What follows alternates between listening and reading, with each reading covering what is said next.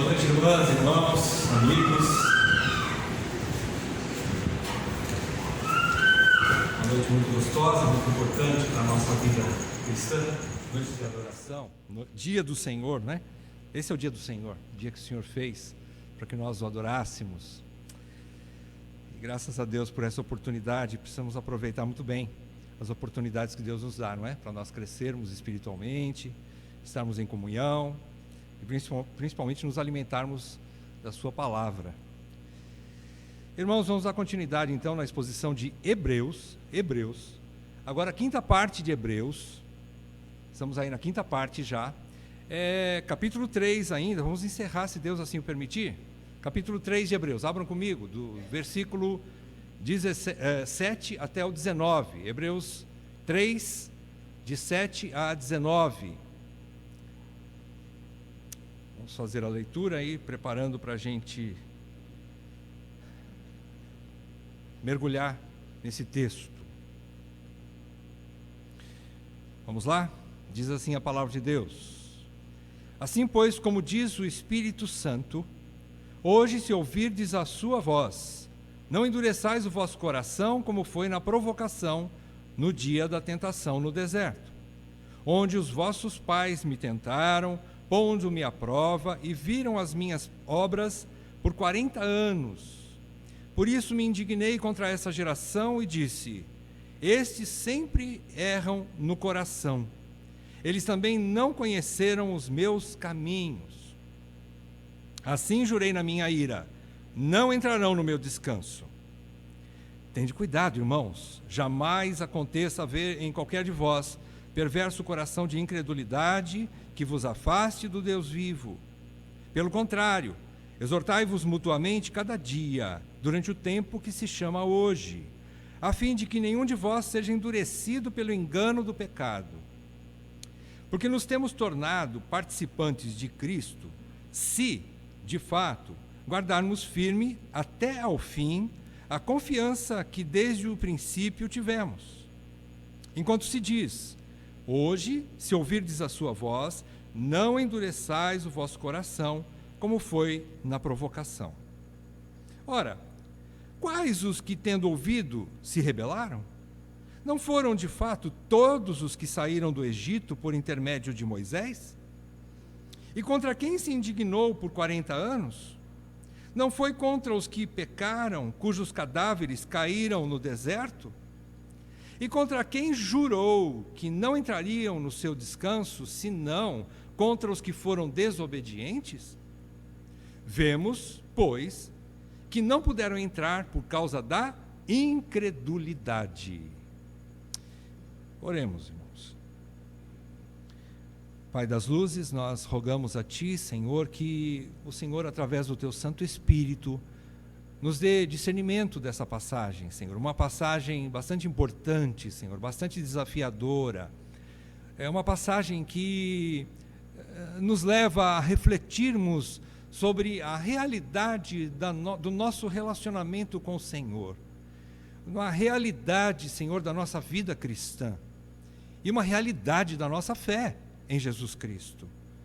Ó Deus, nós pedimos que nessa noite o Senhor esteja abrindo o nosso coração e trazendo luz sobre a verdade da nossa caminhada até aqui com o Senhor.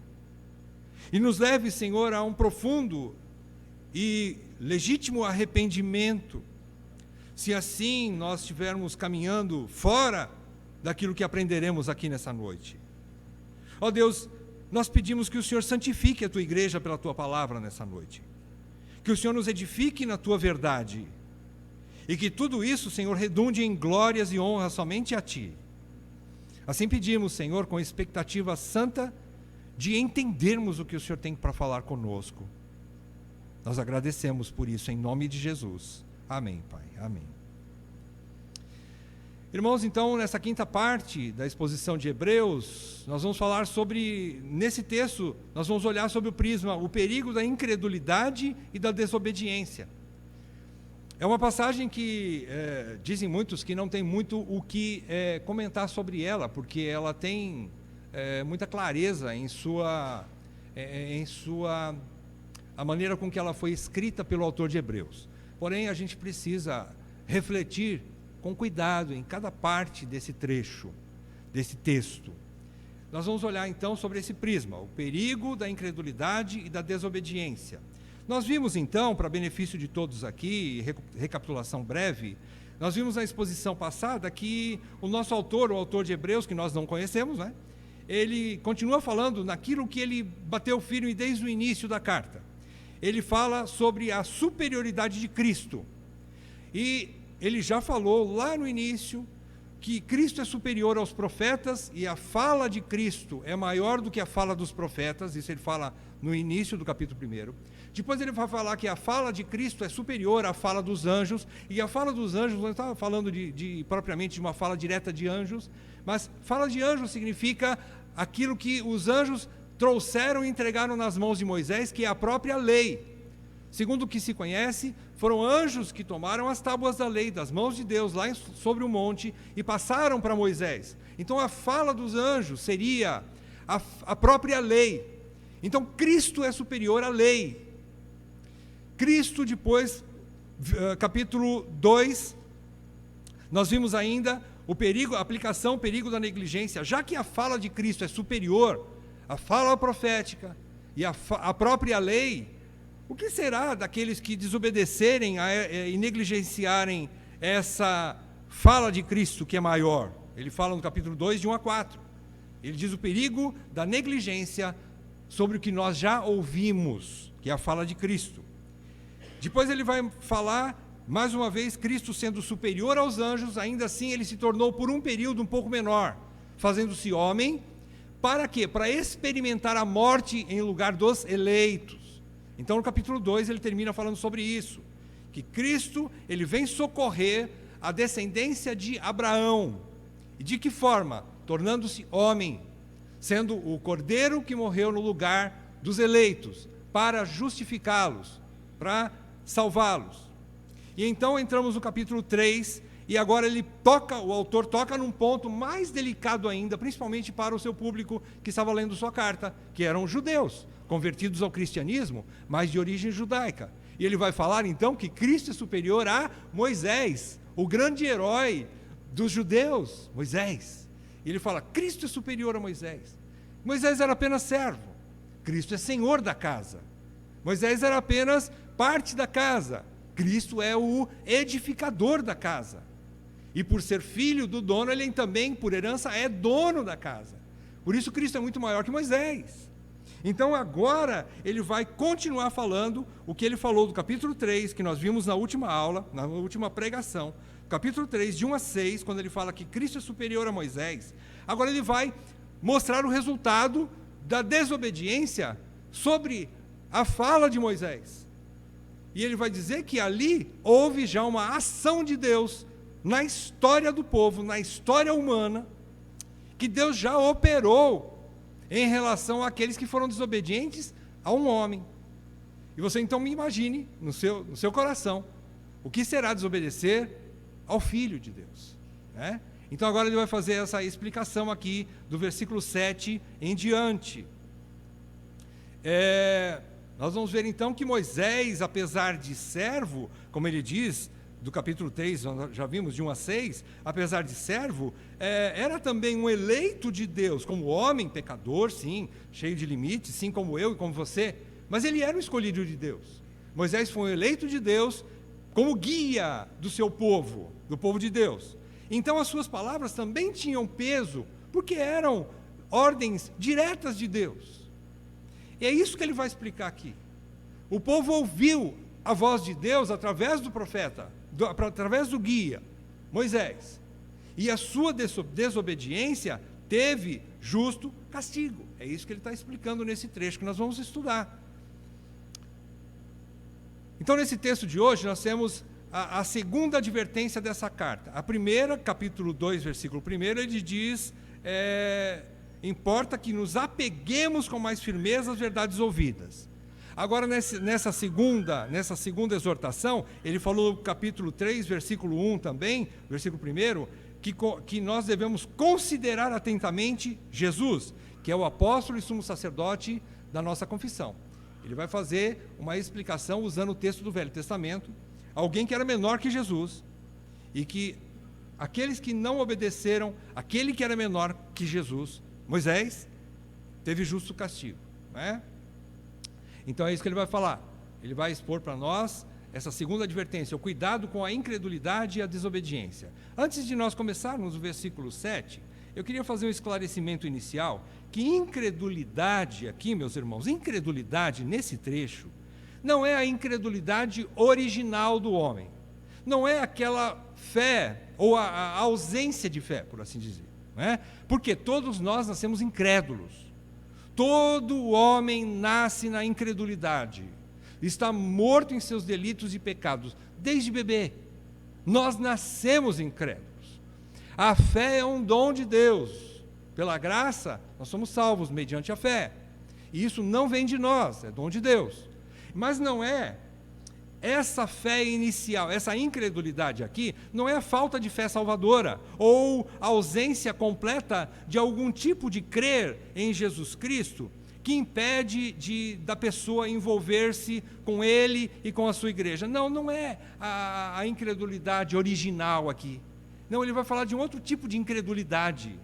Essa incredulidade aqui trata-se de uma pseudo-fé, ou de uma fé falsa, lógico, né? Pseudo é fé falsa em Jesus Cristo, que, apesar da pessoa estar dentro de uma igreja, estar no meio do povo de Deus, era o que aconteceu lá em Israel, com o povo de Israel, apesar de estarem dentro, no meio, misturado com o povo de Deus, essa pseudo-fé em Jesus Cristo, no caso aqui para nós, no Novo Testamento, em algum momento da vida da pessoa, ela inevitavelmente vai levá-la à apostasia. Irmãos, é uma passagem bastante desafiadora. Por quê? Porque ela nos coloca numa situação em xeque. Ela nos coloca numa situação de temor. Porque ela mexe com os nossos corações. E é bom isso. E a gente então se pega perguntando, será que a minha fé é legítima? Será que eu verdadeiramente creio em Jesus Cristo? E tem uma notícia boa aqui no meio disso tudo. Se você pensa assim, com muita dor no seu coração e preocupação, é sinal que você é um verdadeiro eleito. Porque aquele que não se preocupa com isso, sei lá se é verdadeiro ou não, importa estar na igreja, essa fé não existe. Aliás, essa é a pseudo-fé, né? Então, essa incredulidade, nós vamos chamar de incredulidade apóstata. É uma incredulidade que ela, por um período, até mostra um certo envolvimento com Deus, um certo envolvimento com a igreja, um certo envolvimento com o povo de Deus, e caminha por um período, mas depois coisas vão acontecendo, e aquela pessoa vai esfriando, a ponto de abandonar o povo de Deus e nunca mais voltar. Eu não estou falando também do desvio que acontece com muitos crentes legítimos, como o filho pródigo.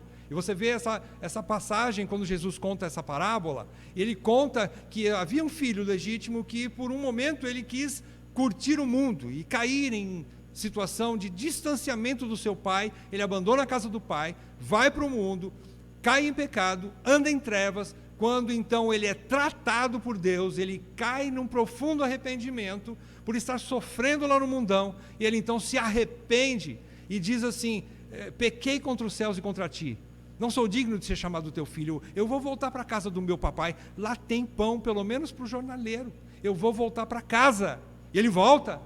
E isso então acontece com alguns crentes, acontece com um desvio que não é definitivo, mas um desvio por um período, e ele se arrepende e volta. Mas tem casos que não voltam. E quando ele não volta, então ele é um apóstata. É essa incredulidade aqui que nós vamos tratar nessa noite. Então, para facilitar o entendimento, nós vamos dividir em 3 partes. Do versículo 7 a 11, a primeira parte, nós vamos inclusive aprender um pouco sobre pregação expositiva aqui. Ele vai expor o texto. De 7 a 11, está a exposição do texto. Eu dividi justamente nas 3 partes da pregação expositiva. Primeiro expõe o texto, ele expõe o texto do Velho Testamento. O autor então usa um texto do livro dos Salmos para legitimizar o seu argumento aqui contra a incredulidade. Ele expõe o texto. A segunda parte, de 12 a 15, no que nós estamos acostumados a fazer em pregação expositiva, ele faz uma pequena inversão. Aqui, de 12 a 15, ele aplica o texto. Ele faz a aplicação do texto, de 12 a 15, a segunda parte. O autor, então, de 12 a 15, ele vai aplicar aos seus leitores a advertência contra a incredulidade. Já dos versículos 16 a 19, na terceira parte, aí ele faz a explicação do texto. Ele vai explicar, o autor vai fechar esse seu argumento explicando o que aconteceu com os israelitas incrédulos. O que aconteceu com eles? Que foram castigados por Deus por sua desobediência e rebelião. E no versículo 19, na verdade, dentro dessa terceira parte, última parte, o versículo 19 é uma conclusão resumida do texto, ou a lição principal do texto. Versículo 19, né, que o autor apresenta para nós a lição principal do texto. Vamos lá então, primeira parte, de 7 a 11. Vejam que ele começa admitindo que quem escreveu o texto não foi o salmista. Ele está usando um texto dos Salmos. Ele está usando o texto do Salmo, do Salmo 95, que por sua vez é um texto, o salmista, séculos depois, ele escreve os Salmos, baseado em Êxodo 17 e 7, se você quiser conferir em casa, depois você estuda em casa.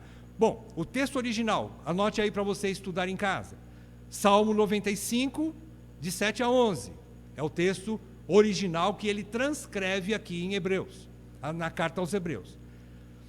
O salmista, quando escreve o Salmo 95, de 7 a 11, ele usa textos como Êxodo 17 e 7, Números 20, versículo 13, e Números 14, de 26 a 35.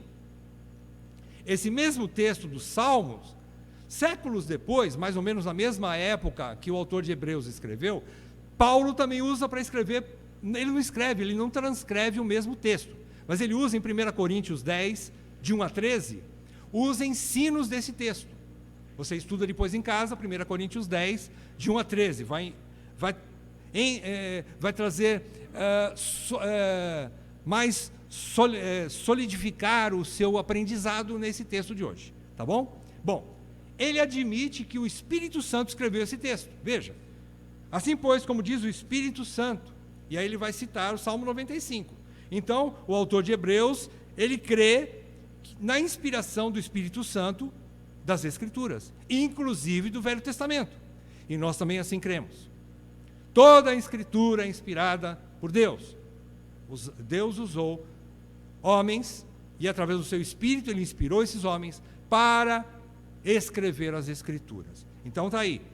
Nós vamos ouvir nessa noite a voz do Espírito Santo. Amém? Então vamos lá. Ele diz então: hoje, se ouvirdes a sua voz, não endureçais o vosso coração como foi na provocação, no dia da tentação no deserto, onde os vossos pais me tentaram, pondo-me à prova, e viram as minhas obras por 40 anos. Aqui, o salmista, lá no Salmo 95, e o autor de Hebreus aqui pega carona nesse texto dos Salmos, ele está querendo dizer que por 40 anos Deus mostrou-se, Deus apresentou-se àquele povo, e durante esses 40 anos eles não creram e não confiaram em Deus, apesar de estarem no meio do povo de Deus.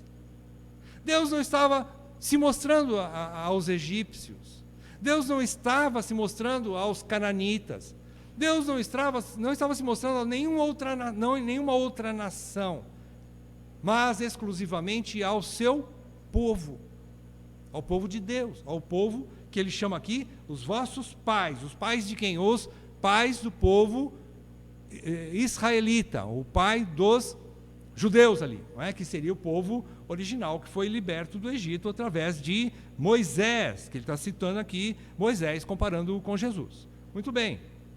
Então, ao citar tudo isso, o autor ele está usando essa passagem do Velho Testamento que confirma o resultado terrível do perverso coração de incredulidade, que ele vai explicar daqui a pouco, dos que fizeram parte do povo de Deus por um tempo. Qual foi o fim deles? Ele diz então, a partir do versículo 10, por isso, aqui é Deus falando, veja que o próprio Espírito falando, Ele diz, por isso me indignei. Quem se indignou? Deus se indignou. Né? Ele diz, versículo 8 e 9, ele está falando, os vossos pais me tentaram, pondo-me à prova. Vocês se lembram das passagens, né? O povo mal saiu, liberto do Egito, entraram maravilhosamente no deserto, passaram pelo Mar Vermelho, de forma miraculosa, tremenda, maravilhosa, cantaram louvores, quando passaram a seco no meio pelo meio do mar, entraram numa terra nova, e ali Deus destruiu todo o exército egípcio, e ainda assim, depois de tudo aquilo, eles já começaram, 3 dias depois, começaram a murmurar contra Deus. Começaram a reclamar, não tem água nesse deserto. Mais para frente, não tem pão nesse deserto. Mais para frente, ele diz, não tem água de novo. Mais para frente ele diz, não, só Moisés que manda nesse povo aqui. Miriam e Arão chegaram a questionar, só Moisés que manda aqui? Não, começaram a questionar. Depois, mais para frente, Coré, Datã e Abirão tiveram aquela sedição, onde eles se levantaram contra Moisés novamente, né? E aí, muitas outras passagens você vê, e Deus ali, matando muitos deles. Deus, primeiramente, antes de disciplinar com a própria morte de alguns, Deus mostrou claramente, tirando água da pedra, 2 vezes, derramando maná do céu, por dia após dia, fielmente, coisa que não acontece, não acontece todo dia, trazendo codornizes para eles se alegrarem com carne, e o povo não creu, não confiava em Deus. Depois, mais para frente, quando tiveram aquelas rebeliões, todo mundo viu Miriam se tornando leprosa. Mais para frente, todo mundo viu Coré, Datã e Abirão sendo tragados pela terra, quando a terra abriu a boca e engoliu todas as suas famílias. E depois veio fogo e queimou ainda outras pessoas que eram rebeldes. O povo viu tudo isso. E mesmo assim, chegou na porta de Canaã, os 12 espias foram olhar a terra prometida. Quando voltaram, 10 disseram assim, não vai dar para entrar, lá tem gigante, apesar de ter coisas boas, apesar de ser uma terra que manda leite e mel, não vai dar, eles vão nos esmagar. Josué e Caleb, só dois disseram assim, não, meus irmãos, nós vamos entrar, Deus vai nos dar essa terra, mas eles não creram, não confiaram, e Deus então promete isso aqui, por isso me indignei, versículo 10, contra essa geração, e disse, estes sempre erram no coração, presta atenção aqui, ele diz assim, estes sempre erram no coração. A fé legítima começa dentro, ela é subjetiva, ela começa tomando a nossa mente, tomando o nosso coração, tomando nossos sentimentos, nos apegando a Deus, nos fazendo amar a Deus, mas ela não fica só dentro de nós, ela se exterioriza, e ele então fala, estes sempre erram no coração, primeiro, e depois Deus termina dizendo, eles também não conheceram os meus caminhos, ou seja, eles não praticaram, eles não foram obedientes, e não tiveram relacionamento com Deus, relacionamento exteriorizando aquilo que eles sentiam em relação a Deus. A fé, quando não há fé, melhor, né? Quando há incredulidade, não tem sentimento nenhum com Deus, não tem compromisso, não tem temor, não tem amor, não tem respeito e, consequentemente, não obedece às leis de Deus, às ordens de Deus. Então não se exterioriza com a prática disso que aconteceu dentro deles.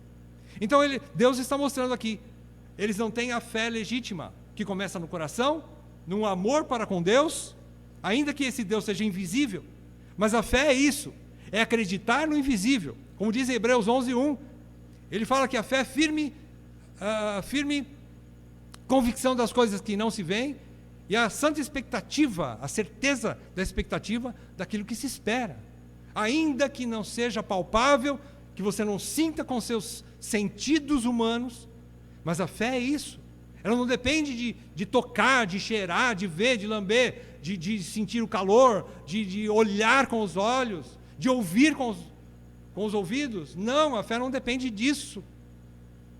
A fé é muito mais do que isso. É crer naquilo que você nunca vai ver, nunca vai tocar, nunca vai cheirar. Mas assim, ainda assim vai crer.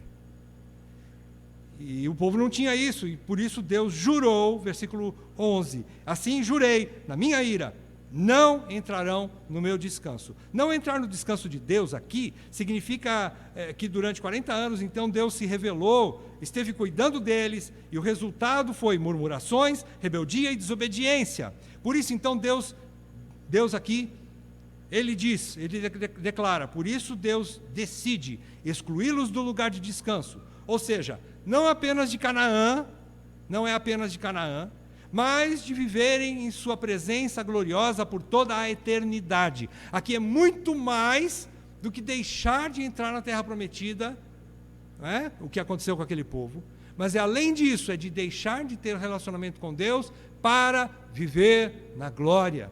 E é isso que nós ainda temos o privilégio de estarmos mais próximos dessa realidade do que eles, porém a grande responsabilidade de não termos mais nenhuma outra saída, nenhuma outra chance, como talvez Deus deu para eles 40 anos, né? Nós não temos esses 40 anos. Nós não temos esses 40 anos. Bom, essa é a primeira parte. Então nós vimos aqui que Deus, o autor, ele expõe isso, e no versículo 12, segunda parte aqui, de 12 a 15, então, o autor vai aplicar, ele vai fazer a aplicação. Agora, o que isso significa para os hebreus? O que isso significa para os leitores da carta? O que o autor quer ensinar para os seus leitores e para nós aqui nessa noite? O autor, então, aplica essa mesma situação de Israel, que é a situação rebelde, a possibilidade de alguns dos irmãos hebreus, e nós também aqui nessa noite, alguns de nós, caírem no mesmo pecado. E aqui ele está querendo dizer assim, se Deus já fez isso uma vez, e fez, destruiu os incrédulos que estavam no meio do seu povo, fatalmente Deus o fará novamente. Não esperem que Deus vai fazer vista grossa com você, meu irmão, minha irmã. Não. Ele já fez isso no passado, ele vai destruir os apóstatas também. Vai. Nós não podemos dizer, mas será que Deus agora... mas Deus é amor, né? Mas Ele também é justiça. Você não crê nisso? Deus é justiça. Então tá, o autor aqui vai aplicar. Se Deus então já fez isso, Ele o fará novamente. Versículo 13, ele diz assim,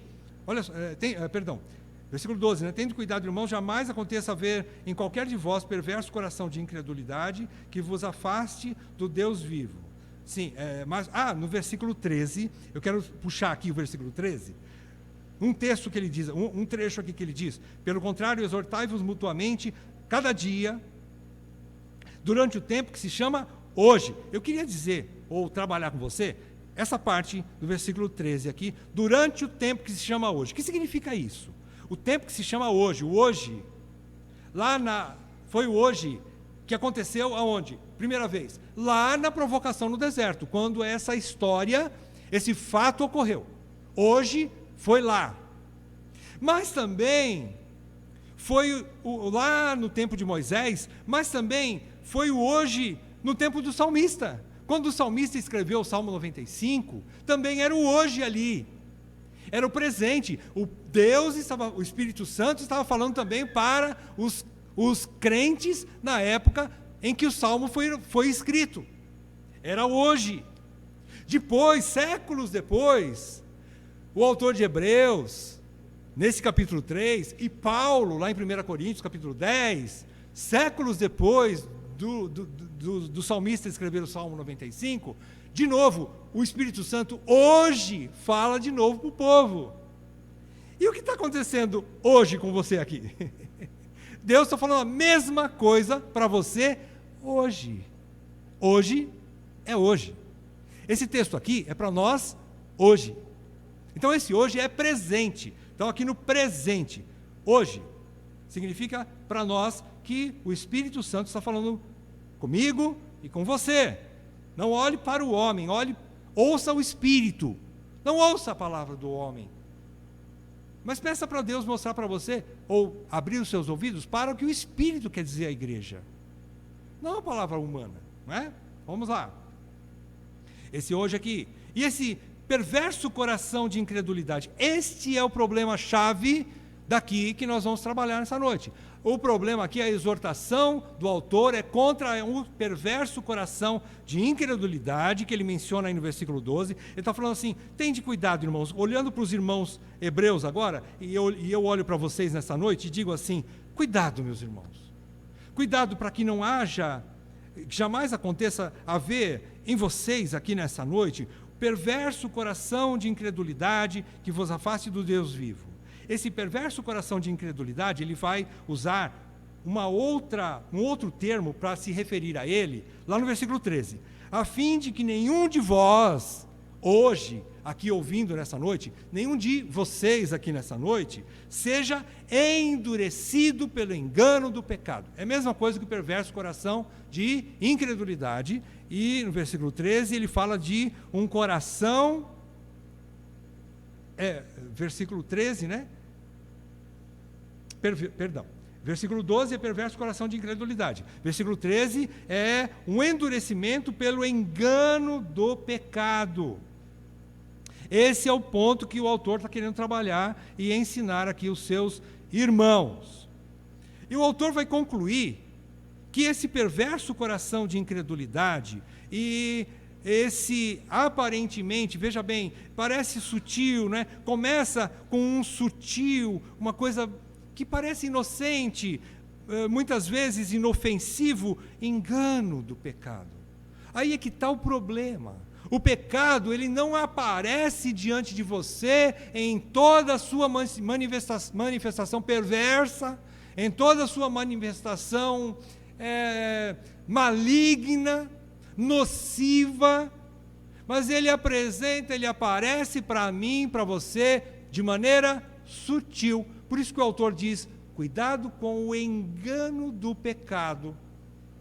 O engano do pecado, ele aparece apresentando para nós, fazendo uma propaganda de algo bom, de algo saboroso, de algo gostoso, de algo vantajoso, que não vai levar a piores consequências. Eu vou conseguir me livrar daqui a pouco, é só um pouquinho, né? Mas ele nos engana, e ele nos enreda, e quando nós menos percebermos, nós estamos envolvidos a tal ponto que não conseguimos mais sair. Esse é o engano do pecado. Ele começa bem devagar, eu vou explicar um pouco mais depois. Então o autor conclui que aí ele vai dizer, no versículo 13, ele vai dizer qual é o remédio aqui que ele dá. Veja bem, ele vai usar um remédio, ele vai ser claro quanto a uma situação, não é a única, mas é o que ele expõe aqui claramente no texto, o que nos ajuda para nós nos livrarmos desse perverso coração de incredulidade ou do endurecimento pelo engano do pecado. Ele diz, exortai-vos mutuamente, e não é uma vez por todas, mas é cada dia. Ele vai dizer assim, que é a ação comunitária da igreja. Ele está dizendo para os hebreus assim, você vive em comunidade, e na comunidade, onde você conhece o seu irmão, você se relaciona com outros membros, você é claro com os outros membros, então você está se expondo, e isso é bom, ainda que seja questão de desvio ou pecado. Mas quando os irmãos conseguem ver a realidade da sua vida, eles vão te exortar, e isso vai te despertar para você se arrepender e voltar para Deus. Então essa exortação mútua é um dos remédios que Deus usa para evitar que as suas ovelhas caiam no engano do pecado. É a exortação mútua dentro do corpo de Cristo. Ele vai dizer, pelo contrário, exortai-vos mutuamente. E ele diz, a cada dia. Então esse é o remédio, é um dos remédios contra esse endurecimento. Agora, nos versículos 14 e 15, o autor diz que nós temos mais uma condição aqui, semelhante ao versículo 6. Vocês se lembram a semana retrasada, quando nós estudamos o versículo 6? Ele diz assim: Cristo, porém, como filho em sua casa, a qual casa somos nós, quer dizer, nós somos a casa de Jesus, se, olha a condicional, a condição, se guardarmos firme até o fim a ousadia e a exultação da esperança. Versículo 14, semelhante, ele diz: porque nos temos tornado participantes de Cristo. Mesma coisa, nós somos casa de Deus, ou a casa de Cristo, nós somos o corpo de Cristo, nós somos da igreja, do povo de Deus, de fato. Aí vem, se de fato guardarmos firme até ao fim a confiança que desde o princípio tivemos. Parece uma contradição, né? Guardar até o fim aquilo que você teve lá no começo. Não é sequência. O que você teve no começo? Fé em Jesus Cristo. Se você guardar essa fé, e nós vamos ver aqui, fé, é muito mais do que dizer com a boca: eu creio em Jesus Cristo. Mas você teme as coisas que acontecem em volta de você. Aliás, temer é uma coisa, mas ficar preocupado excessivamente com aquilo que está acontecendo com você é falta de confiança em Deus, é incredulidade. Você tem que tomar cuidado com isso, para não viver focado no problema. Não, a Bíblia diz: foque em Cristo, olhando firmemente para Jesus, o autor e consumador da sua fé. Não fique focando no problema que você não tem dinheiro, que você foi demitido, que você é doente, que você teve problema familiar, que o casamento não vai bem. Não fique focando o tempo todo, cabeça baixa, naquilo que está lá, como você, no povo no Egito ainda. Tira a palha para eles fazerem os tijolos, manda duplicar os tijolos, e peso em cima de peso, e o povo não conseguia nem olhar para Deus mais, só olhava para baixo. Pare de focar nos problemas e olhe para Jesus. Então isso é fé. E aqui, essa fé madura agora, que você vai levar até o fim, é uma fé que começou lá, teve um começo.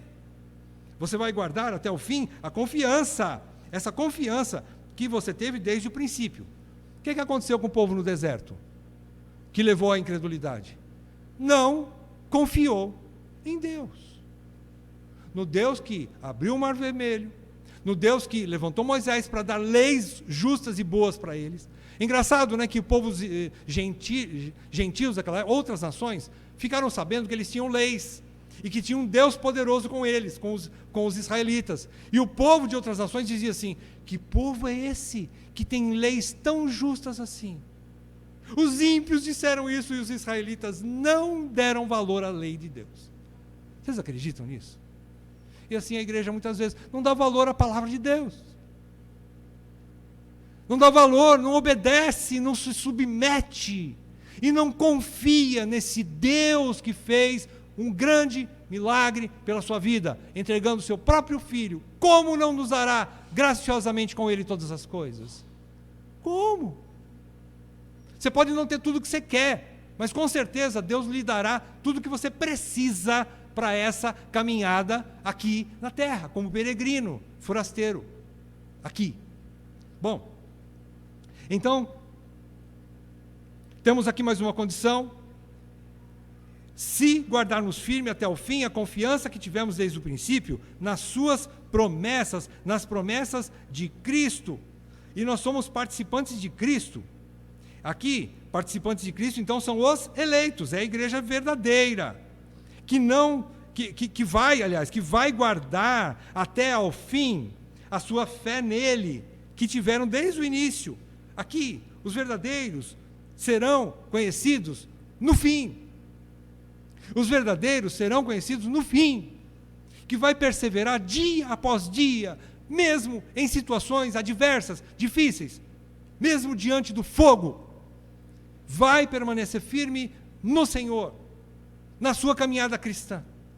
Não vai sair de uma igreja por picuinhas, mas ele vai agradecer. Isso é que falta para o evangelicalismo moderno, é aprender lá com os antigos, que disciplina faz bem, que exortação faz bem. Qualquer coisinha hoje, o pastor não gosta mais de mim, ele não me ama mais, ele foi duro comigo, por causa de um pecadinho desse tamanho assim, ele não me ama mais. Eu vou procurar outra igreja. Irmãos, o que está acontecendo? Cadê o crente raiz, né, como se diz aí? Só Nutella? Quem somos nós? Você vai se definir diante de Deus ou não? Está na hora de definição, irmão. Se você não quer mais, não tem problema, o que nós vamos fazer? Mas defina a sua vida diante de Deus. E então é isso que ele está chamando aqui. Olha, vocês são o povo de Deus, se guardar firme até o fim, essa confiança. Versículo 15, de novo ele repete. Por quê? Porque vocês estão ouvindo, enquanto se diz. Quem está dizendo? O Espírito Santo, através das Escrituras. Versículo 15, diz, de novo, hoje, se ouvirdes a sua voz, não endureçais o vosso coração, como foi na provocação. O autor novamente repete a exortação. Não endureçam o seu coração quando ouvir a voz de Deus. Não endureça. Se Deus diz, não ande por esse caminho, não ande. Se Deus diz, congregue, congregue. Se Deus diz, pede perdão para aquele que você ofendeu, peça perdão para aquele que você ofendeu. Se Deus diz, restaure o que você roubou do outro, restaure então o que você roubou do outro. Se Deus diz, toma cuidado da sua esposa, da sua família, seja um homem com H maiúsculo, não um covarde, e você então toma a postura de um homem. Se Deus fala, tome uma postura de uma mulher de Deus, seja santa e pura e casta, tome uma postura de uma mulher de Deus. E não fique brincando com Deus, porque de Deus não se brinca, com Deus não se zomba. Então é isso que ele exorta aqui, né? A guardar isso tudo, semelhante ao versículo 6. Bom, partindo para a terceira parte, antes de tudo, nós vimos no versículo 15, então, que o Espírito Santo repete e fala de novo. Agora a terceira parte, vamos lá, 16 até o 19. O autor, então, faz agora 3 perguntas retóricas. 3 perguntas retóricas, na verdade, ele mesmo dá resposta, né? Ele faz 3, 16, 17 e 18. 3 versículos, ele faz 3 perguntas, para que o povo pense, para que os seus leitores hebreus pensem, e para nós nessa noite pensarmos. Contra quem que Deus estava ali naquela época? Contra egípcios? Não. Contra cananeus? Não. Contra as nações que moravam no deserto? Não. Contra outras nações que estavam lá na terra de Canaã? Não. Contra quem Deus tirou? Contra o seu povo. O seu povo. Destruiu 99,9%. Eu não sei direito a porcentagem. Mas destruiu quase todo mundo. Gente que estava no meio do povo de Deus, que na verdade não era povo de Deus. Aí que está. Olha que situação que nos coloca em temor, não é mesmo? A gente pergunta, eu estou aqui hoje, mas será que eu sou crente? Qual é a minha postura? Qual é a minha decisão diante de Deus? E ele, então, no versículo 16, vai dizer assim, a primeira pergunta aqui, ele fala assim, ora, quais os que, tendo ouvido, se rebelaram? Quem são os que, tendo ouvido, se rebelaram? Ouviram a voz de Deus e se rebelaram? Não foram os egípcios, foi o povo de Israel. Ele diz aqui, não foram de fato todos os que saíram do Egito por intermédio de Moisés. Por que ele cita de novo Moisés? Porque é o que ele comparou lá no início. Versículos 1 a 6, ele está mostrando que lá Moisés, como servo, foi fiel. Ele fez o que tinha que ser feito, ele falou o que tinha que ser falado. Mas o povo não deu ouvidos para Moisés. Não, o povo não deu ouvidos para Deus. Deus usou Moisés para falar. Mas na verdade eles estavam se rebelando contra Deus. Olha aqui o versículo 16. Quais os que, tendo ouvido, se rebelaram? Não foram de fato todos os que saíram do Egito por intermédio de Moisés? Segunda pergunta, contra quem se indignou por 40 anos? Contra quem que Deus se indignou por 40 anos? Contra o seu povo. Ele responde, não foi contra os que pecaram, cujos cadáveres caíram no deserto? Sim, contra os que pecaram. Quem eram esses? Estrangeiros? Não, gente de Israel. Gente de Israel. Versículo 18. E contra quem jurou que não entrariam no seu descanso? Piorou, agora foi piorando, né? Perceberam a progressão aqui? Agora piorou, agora definitivamente não tem mais jeito para eles. Bom, Já estavam mortos, né? E contra quem jurou que não entrariam no seu descanso, senão contra os que foram desobedientes? Ele está dizendo assim, pensa comigo, hebreus, irmãos, e nós aqui nessa noite, pensa comigo, se quando Moisés guiou o povo para levar para a terra prometida, o povo que se rebelou contra Deus, contra Moisés, não quis obedecer, não quis confiar em Deus, não entrou no descanso, queria mais e mais coisas. Eles não se contentaram com o maná. Eles falavam assim, que pão é esse? Esse povo me dá fastio. Eu estou enfastiado desse pão. Esse pão me dá nojo, é isso que ele quer dizer. Esse pão vil. Então eles não gostaram daquilo que Deus estava provendo para eles. Eles diziam, quem dera estar lá comendo melão de novo e as cebolas do Egito. Quem dera voltar para o Egito. Né? Essa é a situação do incrédulo que está no meio do povo de Deus. É o apóstata. Então, Deus está dizendo assim, o Espírito Santo está falando, foram esses desobedientes no meio do povo de Deus, que Deus destruiu e disse assim, não entrarão no meu descanso. E versículo 19, a conclusão, ele diz assim, vemos, pois aqui está se referindo ao que ele ensinou anteriormente, vemos, pois, que não puderam entrar, aonde? No descanso de Deus. Esse descanso de Deus é muito mais do que Canaã, como eu disse para você, é a glória futura. Não puderam entrar por causa da incredulidade. É isso que ele está fechando. E eu quero esclarecer mais uma vez, deixar claro para nós, nessa noite, para ninguém sair daqui e dizer assim que eu não expliquei direito o que é essa incredulidade aqui. Incredulidade do seu próprio povo. O que é que seria? Seria então, não confiar em Deus. É estar dizendo assim, eu não estou contente com a vida cristã. Lá na faculdade, lá na escola, lá no meu trabalho, todo mundo zomba de mim, é difícil. É como o Dr. Augusto Nicodemos fala, o pão do cristianismo é duro e amargo. Mas é o pão que nós temos. A vida cristã, ela é difícil. Mas nós temos que nos apegar a Ele. E dizer assim, embora aqui eu possa até morrer, Senhor, mas eu não vou negar o Senhor. Não vou negar a minha fé em Jesus Cristo. Ele quis dizer que, ainda que eu venha a morrer, ainda que eu sofra muito aqui nessa terra, compensa em relação às glórias que eu tenho, que há de ser revelada em nós futuramente. Então eu não vou deixar o Senhor. Então, não confiar em Deus, a primeira causa da dureza de coração daquele povo, né? Da incredulidade do próprio povo de Deus, é não confiar em Deus, ou agir como se Ele não existisse, ir tomando decisões, aleatoriamente, de qualquer jeito.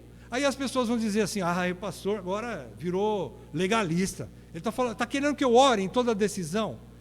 Não, se você for comprar uma caixa de fósforo no mercado, você não precisa orar por aquilo. Mas se você vai casar, é bom você orar antes. É uma decisão bastante diferente, não é? Se você vai tomar uma decisão que implica a sua fé, na sua fé, ore a Deus, irmão. Peça direção para Deus, meu irmão.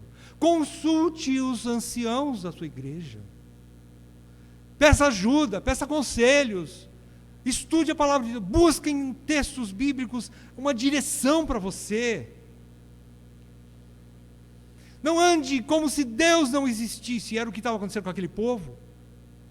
Eles colocaram o dedo no nariz de Deus e como se dissesse assim, eu não quero nem saber dessa lei. Para quê? Eu já estou indo para Canaã mesmo? Aconteceu o quê? Não chegaram a Canaã. Não chegaram, não. Então viver como se Deus não existisse, isso é incredulidade.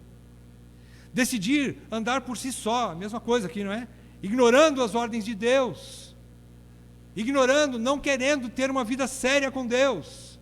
Se a Bíblia diz que adultério é pecado, então não adulterarás.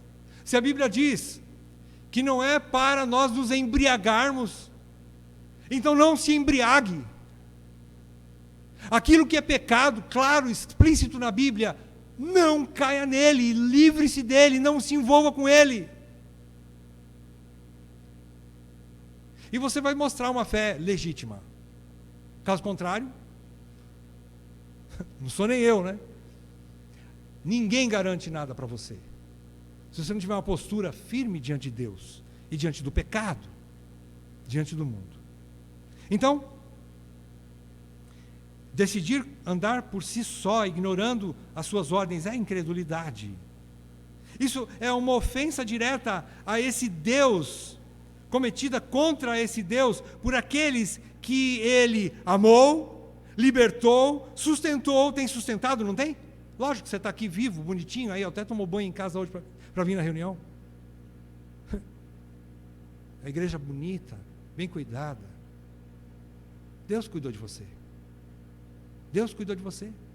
Deu ar para você respirar, água para você beber, comida na tua panela, roupa para você vestir, uma família, uma igreja. Mas esses aí ignoraram isso. Deus mostrou a sua glória, o seu poder, fez milagres lá. E Ele falou diretamente com o povo dEle. Falou com eles através da sua palavra, como está falando com você. E não é hoje, mas é dias. Deus já vem falando com você. Deus já vem falando com a igreja. O que você vai fazer com isso? Qual a sua postura diante de Deus? Vai empurrar com a barriga ainda? O que nós vamos fazer? Como conclusão, quais são as lições que nós aprendemos aqui nessa noite? Primeira lição: o pecado nunca começa de forma totalmente declarada. Agora eu vou projetar. Quem quiser tirar fotinha aí, depois estudar em casa, fique à vontade.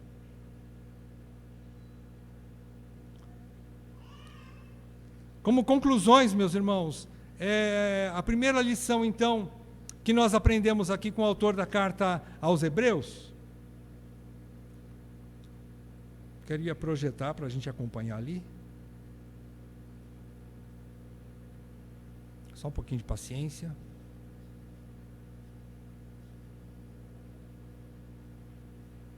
Aí. Primeira lição que nós aprendemos: o pecado nunca começa de forma totalmente declarada, explícita. Ele tem essa característica de nos enganar, apresentando-se inofensivo ou não tão nocivo quanto parece ser. Ele não se expõe da maneira tão nociva quanto na realidade ele é. Então o pecado, primeira característica, ele engana. O pecado engana. Ah, não, pai, mãe, não, mãe, o adolescente, né? Mãe, deixa comigo, eu sei me virar sozinho. Deixa que eu me cuido, mãe. Mãe, já peso 60 quilos, mãe. Sei me cuidar sozinho, eu sou dono do meu nariz, mamãe, né? E assim vai. Segunda lição que a gente aprende aqui: a incredulidade apóstata se evidencia por desobediência à palavra de Deus, indiferença às coisas de Deus e desconfiança nos cuidados e promessas de Deus. Já falei sobre isso. Só para deixar bem clarinho na nossa mente, na nossa lembrança. Aqui está o conceito de incredulidade apóstata, incredulidade no meio do povo de Deus. Desobediência à palavra de Deus, indiferença às coisas de Deus. Indiferença às coisas de Deus, o que seria, né? Reunião de igreja é bom? É bom. O futebol também é, hein? Então eu vou pesar aqui na balança, o que é melhor? Se você comparar as coisas de Deus com coisas seculares, nesse nível, faça-me o favor. Como diria o pastor Marcos Granconato, eu gosto dele, ele é firme, ele dirá: vai nascer de novo, meu irmão. E aí vai, indiferença às coisas de Deus, não tem muita importância, lê a palavra de Deus, tem outras coisas para fazer na vida. Desconfiança nos cuidados e promessas de Deus, quando a gente começa a ficar muito preocupação excessiva com o dia de amanhã, com as coisas do amanhã. Eu não estou dizendo que preocupação não faz parte da vida humana, faz parte. Mas você ficar 24 horas por dia pensando naquilo, quer dizer que aquilo é maior do que o seu Deus. O problema é maior que o seu Deus. E você não confia naquele que entregou seu próprio filho e fez um milagre por você. Você acha que coisas menores ele não vai conseguir fazer por você. Ele é fraquinho, esse Deus aí já fez o que tinha que fazer, agora ele te largou. Te empurrou na ladeira e saiu do comando da sua vida. Não. Terceira e última lição que nós aprendemos aqui: a fidelidade que Deus considera de um servo, de um líder do seu povo, não está baseada nos resultados, mas na obediência deste servo. Irmãos, o que seria de Moisés, não é mesmo? Você considera Moisés um bom líder? Um cara fiel? A Bíblia diz que sim. Deus diz que Moisés foi fiel em toda a casa de Deus, não foi? Que nós estudamos a semana passada. Ué, mas como assim? A grande esmagadora maioria do povo que ele liderou morreu no deserto. E era para ele levar para Canaã. Ele é um bom líder? Sim, para Deus ele é um bom líder. Por quê? Porque ele obedeceu a Deus. Ah, mas a igreja se ensina contra pornografia, adultério, e mesmo assim gente cai em adultério. Ah, então o líder não ensina direito. Não! Dureza de coração do irmão. Não tem nada a ver com infidelidade do líder. Não. O líder às vezes está ensinando direitinho. Você é que não quer obedecer. É nós que temos um perverso coração, não é mesmo? E precisamos nos livrar disso. Não é infidelidade da liderança. Não. Nem sempre. Não estou dizendo que a liderança está sempre certa. Não é isso que eu estou dizendo. Mas a semelhança de Moisés, quando errava, ele voltava e corrigia o erro dele. Então, o resultado, o sucesso da liderança, se eu posso usar o termo sucesso, não está vinculado nos resultados. Não é que todo mundo chegou em Canaã, né? Não. O resultado seria esse, seria muito bom. Mas não foi esse o resultado. Qual é o resultado? A fidelidade dele está ligada à sua obediência a Deus. E agora as aplicações. Essa passagem aqui nos fala sobre o perigo do endurecimento do coração pelo engano do pecado. De novo, quero bater nessa tecla para a gente ir para casa com isso fresquinho na memória. E só há uma maneira de se livrar desse perigo. E essa maneira de se livrar desse perigo tem 3 passos. Anote aí, 3 passos para nós nos livrarmos desse perigo. Primeiro passo, sendo proativo. Primeiro passo é agindo com antecipação em relação ao pecado, ou em relação à dureza de coração. Primeiro passo é sendo proativo, envolvendo-se diligentemente com Cristo e sua igreja, através dos meios de graça. Você sabe o que é meio de graça, né? Nós já falamos aqui muitas vezes. Quais são os meios de graça que Deus nos concede? Estudo da palavra de Deus, vida de oração, confissão de pecados, congregar, se envolver com a vida da igreja, com a vida comunitária, aceitar a exortação dos irmãos, quando você for repreendido, agradeça. Isso são meios de graça que Deus te deu para você viver bem, uma vida cristã saudável. Então, através dos meios de graça que Ele nos concede, para adquirirmos discernimento contra a astúcia do pecado. Então, o primeiro ponto é ser proativo nisso. Segundo passo, sendo passivo agora. Mas essa passividade essa passividade significa sendo submisso, manso e humilde para ouvir, para receber exortações, ensinos e guardar em seu coração humildemente. Não rejeite. Não diga assim, de novo vem com essa mesma história. De novo vai ensinar que o marido tem que amar a esposa como Cristo amou a igreja e assim mesmo se entregou por ela. Estou cansado de ouvir isso. Não endureçam o coração como foi na provocação, no dia da provocação, irmão. Então, sendo passivo, submisso, não inerte ou indiferente. Não é isso de passividade que eu estou querendo dizer.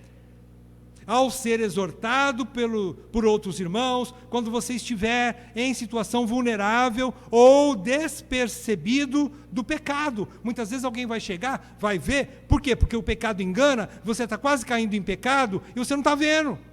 E algum outro irmão, alguma irmã sábia, o irmão sábio, amoroso, vai chegar em você e vai falar: cuidado, meu irmão, cuidado, minha irmã. Então não endureça o coração, seja passivo e submeta, diz: você tem razão. Eu estou entrando num caminho de trevas, eu quero sair disso, me ajuda. Ora por mim. Então você não se envolve com o cheiro mau do pecado. E você está submisso àqueles que querem te ajudar. E quando já envolvido com o pecado, confessar e deixar o pecado o mais rápido possível. Irmão, não deixa o pecado apodrecer na sua vida. Não deixa. Porque tudo que vai ficando cada vez mais velho, vai ficando cada vez mais difícil de se livrar. E a Bíblia diz que um abismo chama outro abismo. E você vai caindo em coisas cada vez piores. Cuidado, seja passivo, seja humilde e receba a exortação da igreja. Terceiro e último passo desse remédio para se livrar do engano do pecado, vivendo um dia de cada vez. A vitória de hoje sobre o pecado não garante a vitória de amanhã. Não seja orgulhoso e diga assim no seu coração: hoje eu me livrei de uma mulher que quase me chamou, mas eu não caí na lábia dela. Aleluia! Eu sou poderoso. É nada.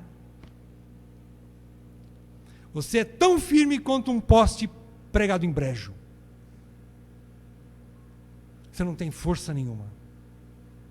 E a vitória de hoje, porque Cristo te livrou, o Espírito Santo te livrou, você foi submisso à exortação, você se apegou às coisas de Deus, viveu uma vida com Deus, Deus te livrou. Mas amanhã é um outro dia. Cuide, todo dia, a cada dia, cuide, para que o seu coração não seja endurecido pelo engano do pecado. Então, a gente podia ler todos juntos essa parte em vermelho aqui embaixo? Vamos ler assim, ó. Se hoje eu ouvir, tá bom? Vamos mudar um pouquinho, ó. Se hoje eu ouvir, vamos colocar na primeira pessoa do singular. Se hoje eu ouvir a voz de Deus, não endurecerei o meu coração, nem amanhã, nem depois. Vamos ler? Todos juntos? Vamos lá?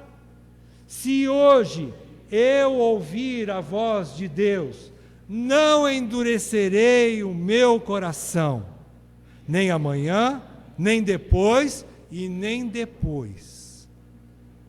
Olha esse quadrinho aqui. Só quero deixar essa ilustração para você.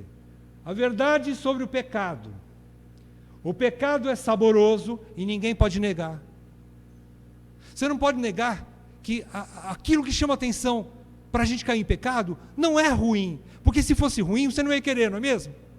Ele é gostoso, ele é saboroso para a nossa carne. A nossa carne deseja essas coisas. Então ele é saboroso. É verdade. Mas o pecado parece imperceptível, parece que ninguém lá está vendo. Eu posso esconder, até de Deus. Nem Deus está percebendo, só eu sei. Vou guardar esse segredo para mim. Estou lá no celular, aqui está vendo um celularzinho? O cara está olhando coisas pornográficas aqui de noite, enquanto a esposa dele está dormindo, do ladinho da cama dele. Ele diz: ninguém está vendo, só eu. Nem Deus está vendo. Eu estou ali vendo figuras pornográficas, não é? Delícia. E ninguém está percebendo. Não, ele acha que o pecado não é perceptível. Ele acha. Parece, mas não é. Deus diz que aquilo que vocês fazem em oculto, eu mostrarei em cima do telhado para todo mundo ver o que você fez. Todo mundo vê o que você fez. Não vai ficar escondido por muito tempo, meu irmão, minha irmã. Saiba disso. Ele vai aparecer porque Deus é luz.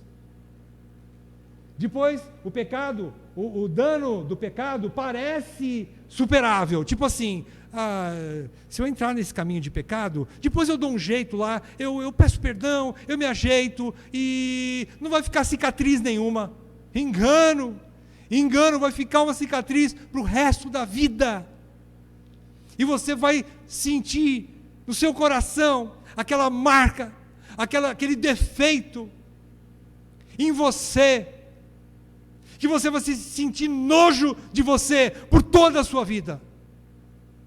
Por que eu caí nesse pecado? Esse fedor eu nunca mais consigo tirar da minha vida. Miserável homem que sou. Mulher também. Então, o pecado engana. Por fim, o pecado engana. Encerramos. Eu tenho aqui um texto que é de Jerry Bridges. É de um livro Confiando em Deus nas Adversidades e Angústias da Vida.